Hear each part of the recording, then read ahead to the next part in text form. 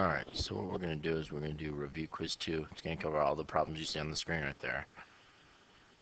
Whoops, maybe not. Hold on, make that bigger. It's supposed to say 28, 29, 25, 23, whatever. Anyway, we're going to go through and do all the problems that you see listed up there from review quiz 2 for the exam. Alright, first one. Correct answer for number 2 is E. Both A and C are true. A couple things you should know is you should know it's endothermic because you see the negative sign for delta H. The other thing that is true is the enthalpy of the products has to be less than the reactants in order for delta H to be negative. Because remember, it's products minus reactants. In order for it to be negative, if you subtract the value and it comes out to be negative, heat can't be absorbed by the system. That's not true because if you look, the sign is negative. The reaction can't be endothermic because of the sign. That just goes back to knowing the heat values. One of the things you definitely have to do on the exam is basically products minus reactants. If you look in this case, you have a chemical reaction here. So if you look right here, I have this chemical reaction. I'm going to take the products, which are C4H8. That value I get right from there. The 27.55 goes right there, and those are all my products. So it's products minus reactants will give me my delta H value. You have to make sure that you use the coefficients, but in this case, all the coefficients are 1, so it doesn't matter. Then I go to H2. These are heats of not formation but combustion, but it works the same way. The only difference is normally if this was heat of formation, that would be 0, but we're using combustion. So negative 286 is a reactant because it's products minus reactants. The coefficient's 1. Then I find C4H4. If you notice the value is 2341, I put the 2341 right there. And then you basically sum those two together, subtract the 2, and you get negative 158 kilojoules. You expect to be able to do this on the exam. The values will be given to you. Just keep in mind if it's elemental value, normally I'm not going to give you a combustion reaction like this. The elemental value will be 0. Be sure to use the coefficients. That's the thing that most commonly gets forgotten. Next one, number 16, goes back to chapter 7, calculation of the Bohr equation. Hydrogen atom, or electron of a hydrogen atom is falling from N5 to N2. So the initial is going to be 5, the final is going to be 2, so you plug in the values there. Then what happens is you square them, so it's 1 over 25 minus 1 over 4 times B, which was going to be 2.179 times 10 to the negative 18th, and you get your answer. Problem is most of you guys just stop right there. That, whenever you calculate the Bohr equation, gives you the energy. They're asking you for in this problem the wavelength, which means you take the energy and you come over here. There's two ways to use energy to find wavelength or frequency. In this case, we're going to use this one because our target is frequency down there. I'm going to take the energy that I solved for in this problem. That's going to go there. H is a constant. That's Planck's constant. C is a constant. You can look that up in your book, and you just algebraically solve for wavelength. And that's the issue with the problem. A lot of you guys stopped at the first piece and didn't go any farther. Correct answer when you're all said and done is B. Next one, electron configuration chromate 3+. Remember, if you look right here, here's chromate right there. When you go to do it, you write out the full electron configuration. So 1s2, 2s2, 2p6, 3s2, 3 p6, 4s2, and finally it's going to be 3d4. Actually goes to 3d5 because this is an exception. 4s1. Remember that? So it's 4s1. You got to remember that chromium is an exception on the periodic table. So it's 4s1, 3d5. When you go to remove electrons, electrons come from the outermost energy level first. So when I go to remove the electrons, they come from first here. 4s1, 1 empties. Then I take 2 more out of there, and I'm going to end up with 3d3. So it goes 3p6. It's going to be argon, noble gas, and then 3d3. So the correct answer is B for that one. A couple things to keep in mind. Ions always, the electrons are always moved from the highest energy level, and remember that chromium is an exception. Next one. they're asking you to calculate products minus reactants. Again, they're asking you for delta H, heat of formation. So you take the values. The product in this case is going to be lead as a solid. So if you look for, oh, they're asking you to find PBO. So you go to set this up. Notice they already have the delta H. So you just have to solve for the sucker algebraically. So what they're doing is they're giving you delta H right there. You have to plug everything else in and find the missing one. So you're searching for PBO. So when we go to do this, it's products, CO2, and PB is a solid. But remember, PB is a solid is an element. Therefore, I'm going to cancel it. It doesn't have a value. So I take the value for CO2, 390, 395. This isn't writing very well. 395, negative 395 just by itself, because the other value is going to be 0. So those are my products minus my reactants. One of my reactants is CO. The value for CO is negative 110. Coefficient's 1, so I'm going to go negative 110.5 there, plus my other value, which is PBO, which is going to be my X value. So I just plug in X, so I don't know what it is yet, equals, and then negative 131.4. So all you have to do at this point to come up with the answer is do a little bit of algebra. This is a pretty easy problem. That's supposed to be an equal sign. This is supposed to be a pretty easy problem, except for the fact that there's no coefficients. No, just keep in mind when you go to do this, you would include the coefficients whenever you do products minus reactants. Products minus reactants, the only difference in this one is they're giving you delta H and asking you to solve for one of the other ones. In this case, they're asking you to solve for one of the reactants. Next one, electron configurations. Which of those differ from the expected? We just did this. Remember, chromium and copper have different valence electrons than what you would expect, or electron configuration. So if you have argon right there, if we're leaving from argon, so start with argon, then you would go here. You would think it would be 4s2, 3d4, but it's not, because nature likes things in balance. So it takes an electron from here, makes this 1, changes that to 3d5. Remember your exceptions. I might just test you on it. Which of the following bonds is least polar? Remember, we did bond polarity. It's delta En is basically the larger one minus the smaller one, gives you the bond difference. Obviously, that's going to be the least polar, because when you subtract the same value from each other, you're going to get 0. The other ones, you get a value. Like this is 2.5 minus 2.1, so this is 0.4. Whatever carbon and oxygen give you, looking at a table on that one, you should be able to spot the fact that the least polar, in this case, is going to be non-polar. Next one, which of the following molecules has no dipole moment? When they're asking you about dipole moment, what it means when it says no dipole moment means it's non-polar. Remember when we discussed polarity of molecules? First thing you look for is lone pairs of electrons in the central atom make something polar.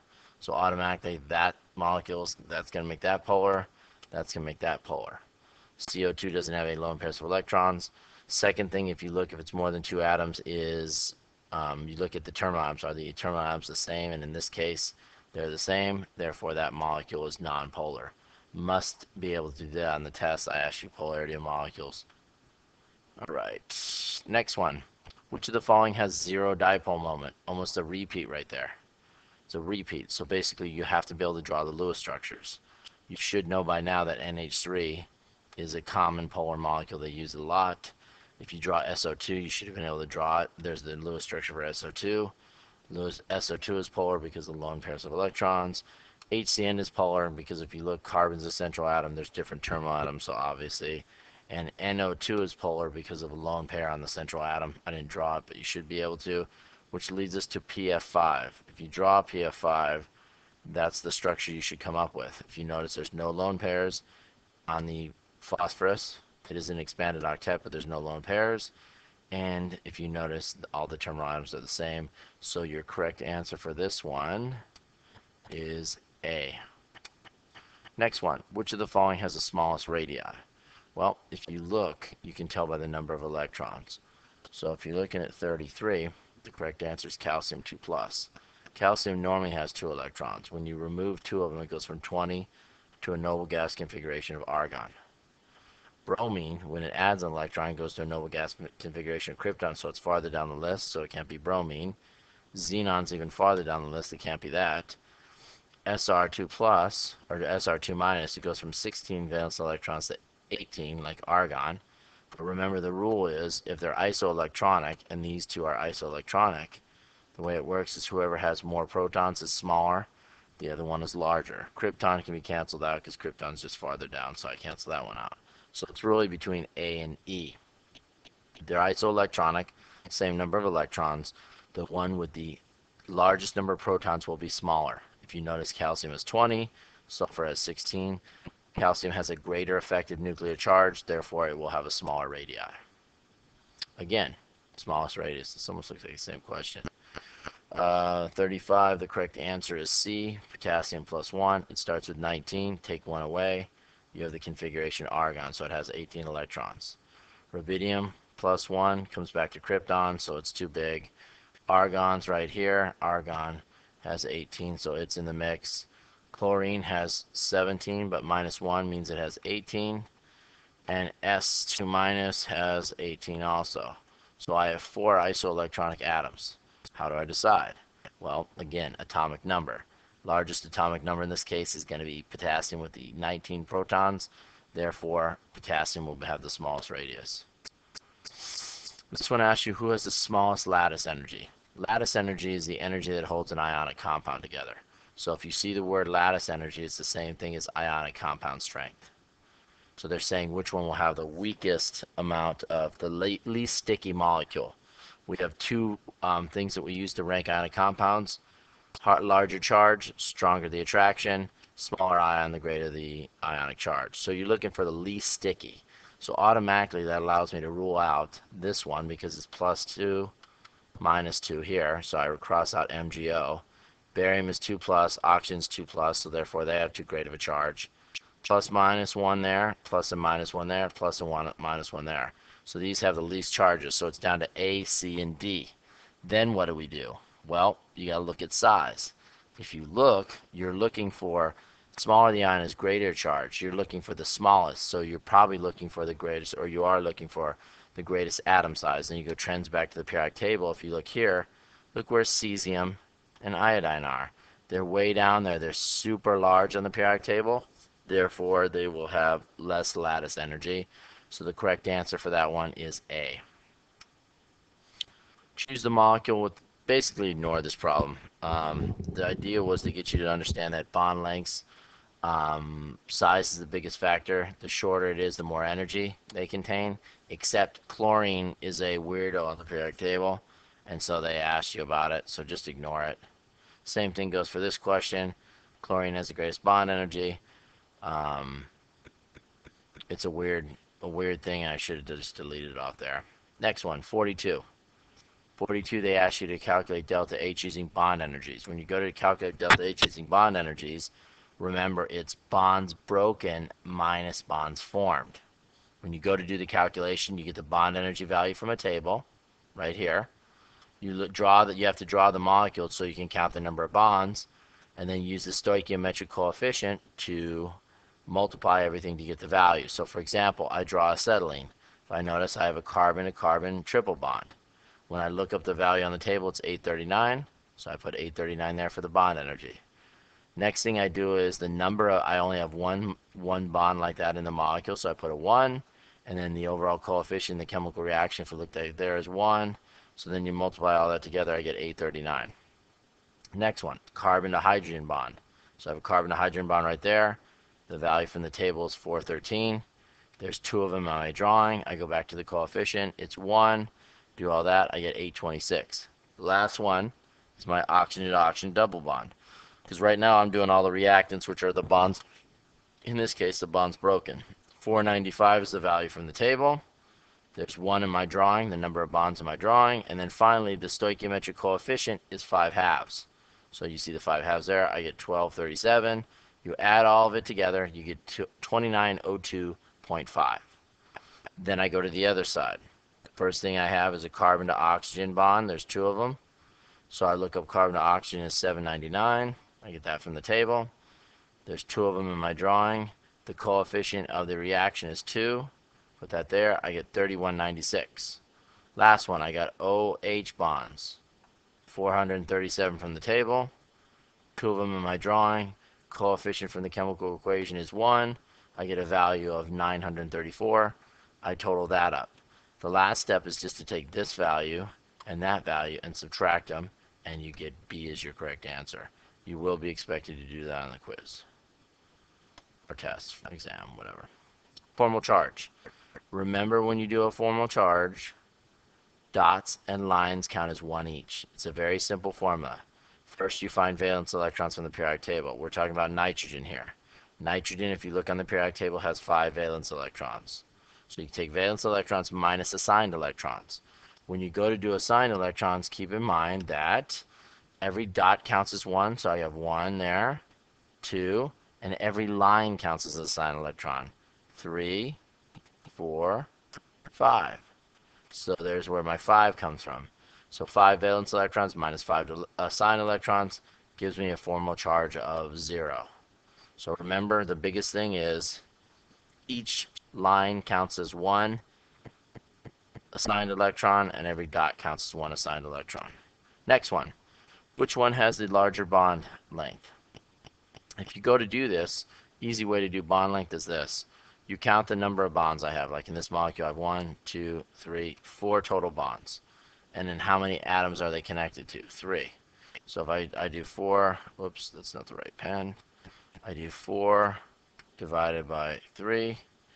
When I go to do that, 4 divided by 3 comes out to be 1.33. When I go to do this one, I have 3 bonds connecting 2 atoms to the central atom. So 3 divided by 2, when you go ahead and do that, comes out to be 1.5. So when they ask you which one has a shorter bond length, the average bond size on this side is 1.33, which means it's closer to a single bond, versus the average bond length over here, which is 1.5, which is closer to a double bond. Because when you do a resonance, you assume the resonance bond distributes through the whole molecule. Therefore, this one we would say has longer bond lengths. So the total number of bonds to however many atoms they're connected to, meaning the terminal atoms. It's bond order. Drawing Lewis structure, you have xenon F plus. Xenon has 8 electrons, valence. F times 7 is 35, but the plus charge is -1. So you should have started out with 42 valence electrons. 1, 2, 3, 4, 5. I use 10. That means I have 32 remaining after I subtract the 10. I need 6, 6, 6, 6, and 6 is a total of 30. 32 minus 30 is a +2, which means it's an expanded octet. So you have to put a lone pair of electrons. I would have to still add the dots on all the fluorines. I'm not going to. But you should. Your species formula would be AX5E, which is square pyramidal. Last but not least, they ask you which one is planar. You should be able to draw all these molecules. Most of these would be fair game on a test. When you draw CO3 2-, this is what your structure looks like. In order for it to be planar, it has to be something that is AX3. That is the correct answer, and make sure you practice drawing your Lewis structures. I've done enough in class to where I'm not going to go over that. All right, this concludes the midterm review for part 2. These are all the email questions. Good luck studying. If you can do all these things, you will do well on that part of the exam. Have a nice evening.